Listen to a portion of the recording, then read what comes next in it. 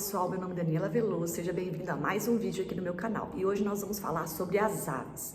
Então, esse grupo que faz parte aí dos animais vertebrados.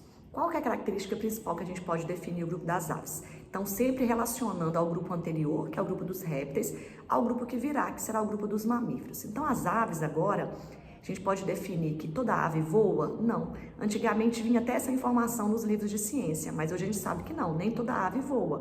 Então, por exemplo, a galinha caipira, o avestruz, a ema, são aves que não voam. E qual que é essa característica? Por que essas aves não voam? Então, o voo está muitas vezes relacionado à massa corporal do animal. Então, animais que têm uma massa corporal maior não vão conseguir voar. Então, nós não podemos falar que toda ave voa. Uma característica que as aves têm que vai auxiliar o voo é a presença de penas.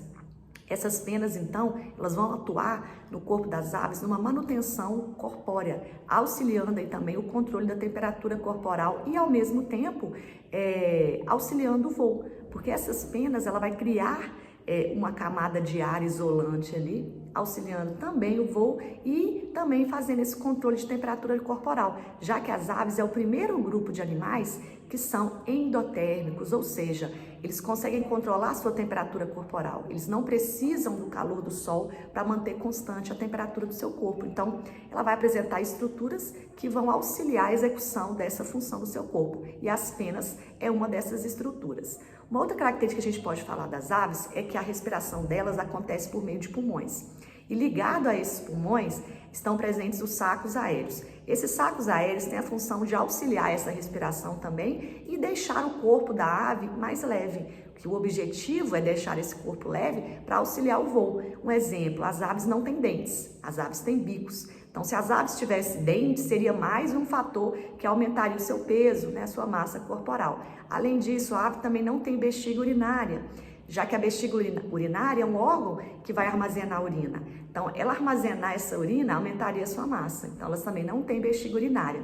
O que a gente consegue observar nas fezes das aves. A gente consegue observar nas fezes das aves uma parte central mais sólida, que seriam as fezes, e a parte líquida, que seria essa urina, na parte mais externa, né? Então, as fezes das aves é junto com a urina, já que não possuem órgão armazenador no seu corpo.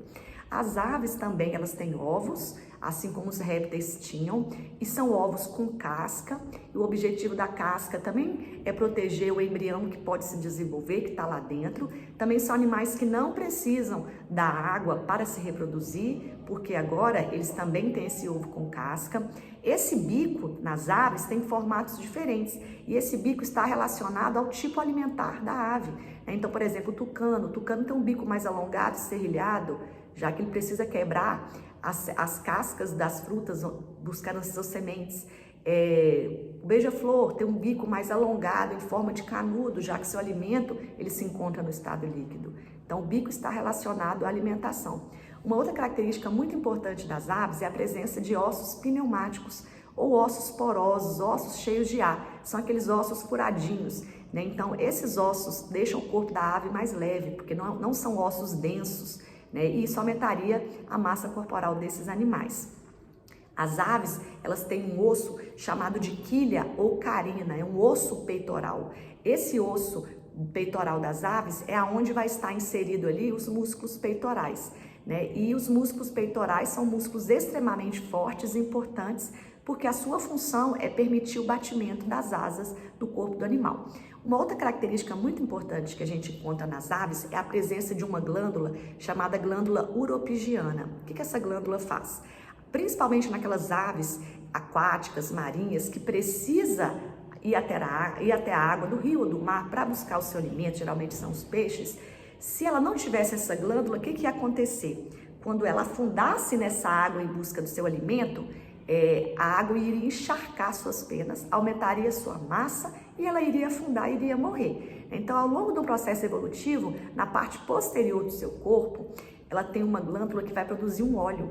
Por isso que muitas vezes a gente vê em vídeos, em filmes, ou até mesmo quando você viaja, você vê vários animais, né, por exemplo, pelicanos fazendo isso, né, garças, algumas espécies de garças também. Elas levam o bico até a parte de trás do corpo, coloca esse bico nessa glândula, esse bico vai ficar cheio de óleo, depois ela vai passando esse bico nas suas penas. Que processo que está acontecendo ali? Ela está impermeabilizando as suas penas, colocando esse óleo. Porque quando ela for afundar para buscar o seu alimento, essa pena que está toda oleosa agora não vai se encharcar. Né? Então, devido ao óleo, o óleo não se mistura com a água, ele é insolúvel, então é uma função de impermeabilização, e assim ela consegue adentrar ali, pegar o seu alimento e não vai afundar.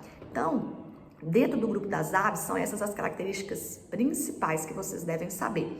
Beijo para vocês, fiquem com Deus e não esqueça de deixar o like. Até o próximo vídeo, tchau!